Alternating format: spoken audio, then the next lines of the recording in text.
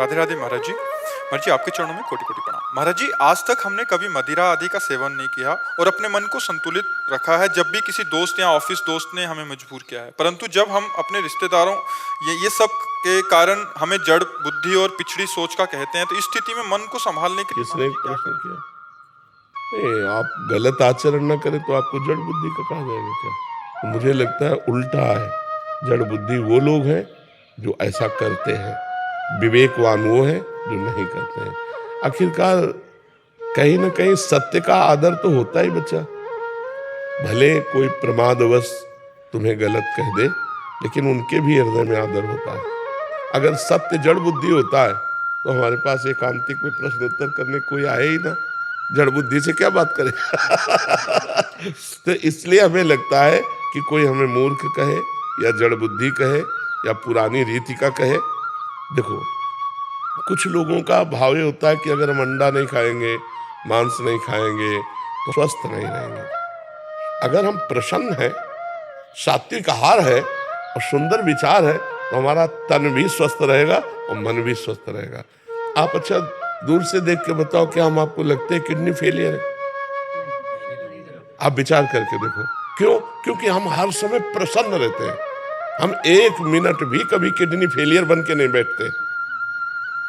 अब 1 बजे रात्रि से हमारी दिनचर्या चल रही, या क्या किडनी फेलियर की चल रही? हर समय हमारा दिमाग भगवान की तरफ। क्या आप नहीं लगा सकते? आप भी वैसे लगाइए। दुखों से लड़ना पड़ेगा, दुखों को जीतना पड़ेगा। ये संसार दुखालयम है, संघर्ष करना पड़ेगा। संघर्ष हमारा जीवन है, तो हम ऐसे आनंदमय बने। ये हम इसलिए उदाहरण दे देते हैं अहंकार पुष्टता के लिए नहीं, कि जिनको लगता है मंडा खा करके, मांस खा करके बलवान बनेंगे। ब्रह्मचर्य, पवित्र आहार, तो संकल्प बल और शरीर बल दोनों बल पुष्ट होता है। किसी ने कहा कि महाराज जी, यही प्रश्न किया था एकांती में, कि आप और आपके चेले बड़े हष्टपुष्ट है, तो संयम, अगर संयम है, नियम है, तो देखो बीमार होते हुए भी पवित्रता और संयम के कारण हमको खुद महसूस होता है कि मैं बलवान हूँ। मुझे महसूस नहीं होता कि किडनी फेलियर ऐसे नहीं, हमें खुद महसूस होता है मुझे बल है। और अगर अभी संयम बिगड़ जाए और भगवान का भरोसा छूट जाए तो डिप्रेशन में पहुंच जाऊं, इतना कष्ट रहता है। तो हम ये कह रहे हैं कि अगर हमको कोई मूर्ख कहे, जड़ कहे, और हम सही ढंग से चल रहे तो हमें हिलना नहीं चाहिए, हमें अपने मार्ग से हटना नहीं चाहिए, हमें बलवान होना चाहिए। और बहुत सुंदर जीवन जाएगा यदि आप ऐसे चलोगे। शराब पीने वाला, मांस खाने वाला, व्यभिचार करने वाला आज भले स्वस्थ दिखाई दे रहा है, लेकिन कल दुर्गति को प्राप्त होगा। आप आज भले दुखी हो, लेकिन कल आप सदगति को प्राप्त होंगे, कल आप अच्छा जीवन व्यतीत करेंगे। इसलिए हमको अच्छे आचरणों में दृढ़ रहना चाहिए। सामने वाला निंदा करे तो भी, अगर सामने वाला निंदा कर रहा मैं गलत हूँ तो सुधार करना चाहिए, बुरा नहीं मानना चाहिए। सामने वाला निंदा कर रहा मैं गलत नहीं हूँ तब तो मुस्कुराना चाहिए।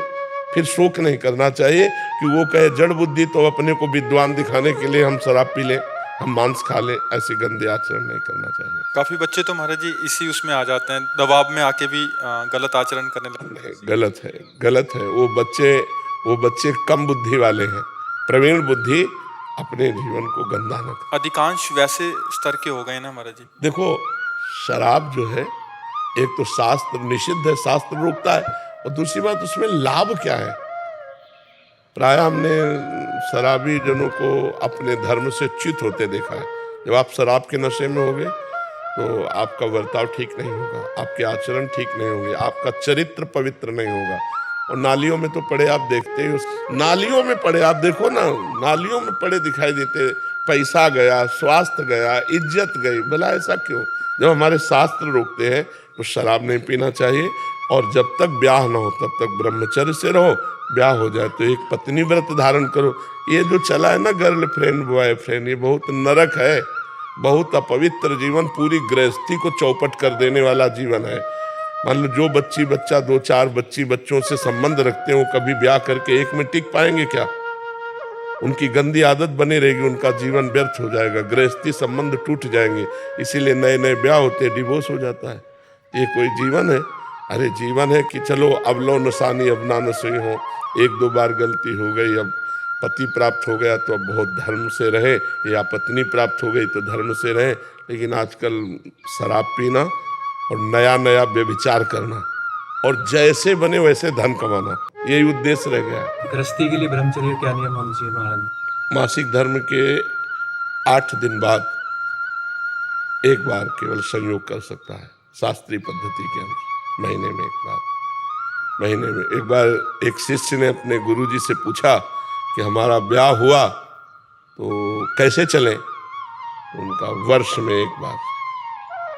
उनका ऐसा तो नहीं रह पाएंगे गृहस्थी में, तो उनका 6 महीने में एक बार। उनका ये भी नहीं रह पाएंगे। तब फिर ये शास्त्रीय पद्धति बताई, महीने में एक बार। शास्त्रीय पद्धति है महीने में एक बार। अब सोचो आजकल नए नए बच्चे कितने आके बता गए कि 5 बार हस्तमैथुन, 8 बार हस्तमैथुन, ये जिंदा रह रहे हैं, यही बड़ी बात है। एक मन द्रवित पदार्थ सहित, एक मन कहते 40 किलो को, 40 किलो अन्न और पानी और दूध सब कुछ मिलाकर जब पचता है तब एक बार संतान उत्पन्न करने की योग्यता का वीर बनता है। और जो लोग ऐसे नष्ट करते हैं उनकी जीवनी क्या होगी। इसलिए वो ब्रह्मचारी ही माना जाएगा गृहस्थ। जो एक पत्नी व्रत है वो महीने में एक बार संयोग करता है संतान उत्पत्ति के लिए, शास्त्राज्ञा जो है। शेष समय ब्रह्मचारी। संतान उत्पत्ति का उद्देश्य नहीं है, फिर नहीं करना। फिर व्यभिचार के लिए आदेश नहीं है, नहीं शास्त्रीय आदेश नहीं है, बल्कि उसको पाप लगेगा नहीं जी। अगर वो महीने में एक बार संयोग करता है तो पाप नहीं लगेगा, पाप का अधिकारी नहीं है। लेकिन शास्त्र आदेश नहीं है, शास्त्र आदेश केवल संतानोत्पत्ति के लिए है। शेष समय ब्रह्मचर्य रहकर भगवत आराधन करते हुए अपने कर्तव्य का पालन करना। और संतान हो जाने के बाद फिर तो पूर्ण ब्रह्मचारी है। हाँ, पूर्ण ब्रह्मचारी, क्योंकि ब्रह्मचर्य, गृहस्थ, वानप्रस्थ, संन्यास अर्थात हमारे 4 पुरुषार्थ हैं, धर्म, अर्थ, काम, मोक्ष। तो हमारा लक्ष्य मोक्ष प्राप्ति भी है। वो इंद्रियों का विलास जब बंद होगा तभी तो हम मुक्त अवस्था की तरफ जा पाएंगे। तो हमको ये चाहिए कि 40 तक हिसाब किताब बराबर कर ले गृहस्थी का, इसके बाद भगवान की प्राप्ति का पूरा कमर कस के लग जाना चाहिए। गृहस्थी में भी रहे तो फिर बात बन जाती है। अब तो 30-40 में तो ब्याह लोग करना शुरू कर दिए, 30 में तो ब्याह करना। और हमें लगता है कि 30 तक तो 10-12 वर्ष का लड़का बच्चा हो जाता था, तो वही ठीक है कि आप जब वृद्धावस्था की तब पदार्पण कर रहे तो गृहस्थी संभालने लायक हो गए। ये हमारा जो क्रम था शास्त्रीय, वो बहुत बढ़िया था, बहुत बढ़िया था। उससे बहुत मर्यादा। अब जैसे लड़के और लड़कियां नई अवस्था को प्राप्त हुई, उनका ब्याह हो गया तो उनको मिल गया जीवन साथी, तो इसलिए भटकना, व्यभिचार करना ये हो नहीं पाया जीवन में। और वो आजीवन अपने पति को भगवान मानकर निर्वाह किए या अपनी पत्नी को प्राण मानकर निर्वाह किए। अब क्या हो रहा है, ये जो बॉयफ्रेंड ब्रेकअप, ये है क्या? मतलब ये है क्या? कितनी गंदी बात है। अपने शरीर को हम अपवित्र कर रहे हैं। और ये बच्चे हैं, जानते हैं नहीं। खुले लिव इन रिलेशन क्या है? खुले में देखो लिव इन रिलेशन क्या है? व्यभिचार, खुला व्यभिचार। ये हमारा धर्म तो नहीं है, भारत देश का धर्म नहीं, भारत देश के शास्त्रों का नहीं। भारत देश में तो एक बार हाथ पकड़ा, पाणिग्रह में आजीवन निर्वाह किया। और कितना सुंदर है। कम से कम आप ये तो कह सकते हैं मेरा लड़का है। अब पता ही नहीं है ना, जब आप कहीं से मिल रहे हो, आप कहीं मिल रहे हो तो हमारे पितरों को जल कौन देगा? जब हमारी संतान ही नहीं तो जल कौन देगा? जब कुल परंपरागत। इसीलिए बहुत पवित्र रखा जाता था शरीरों को कि हमारा उद्देश्य संतान उत्पन्न करना केवल भोग के लिए थोड़ी, हमारी पितृ परंपरा है, उनका श्राद्ध तर्पण है, हमारे पितरों के उद्धार के लिए, हमारी कुल परंपरा चलाने के लिए। अर्जुन जी भगवान से कहते हैं इसी बात को कि जब योद्धा मारे जाएंगे तो स्त्रियां दूषित हो जाएंगी, स्त्रियां दूषित होगी तो वर्ण संकर संतान होगी, वर्ण संकर संतान होगी तो पितृ को श्राद्ध लुप्त हो जाएंगे, हमारे पितर भी कैसे तरेंगे। अब ये सब कोई बातें मानना चाहिए तो भगवान की कृपा को कि आप लोग कृपा करके सुन रहे संत बातें।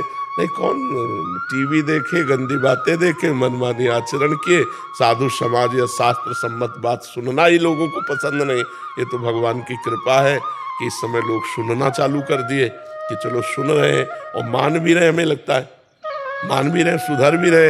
इसलिए हम बड़ा एहसान मानते हैं अपने देशवासियों का कि हमारी बात सुन रहे हैं, मान रहे हैं, हमारे ऊपर एहसान कर रहे हैं। हमारा जीवन धन्य हो रहा है कि आपका जीवन धन्य हो गया तो हमारा जीवन धन्य हो गया, हमारा बोलना सार्थक हो गया, हमारा बाबा जी बनना सार्थक हो गया। महाराज जी रील के अंदर आप ही आप आते हो, आप ही से कुछ दूसरा आता ही नहीं है, तो देखें क्या दूसरा। रील में आप ही आते हो कह रहे हैं। हाँ, भगवान की इच्छा है, भगवान ने ऐसी कृपा कर दिए कि समाज को मंगल में बनाना चाहते हैं, इसलिए वो नहीं। कौन माने बच्चा साधु महात्माओं की बातें, कौन माने आप बताओ। अपने बाप की तो कोई मानता नहीं, बाबा जी की कौन माने। ये तो भगवान की कृपा है कि लोग सुन रहे हैं और मान रहे हैं।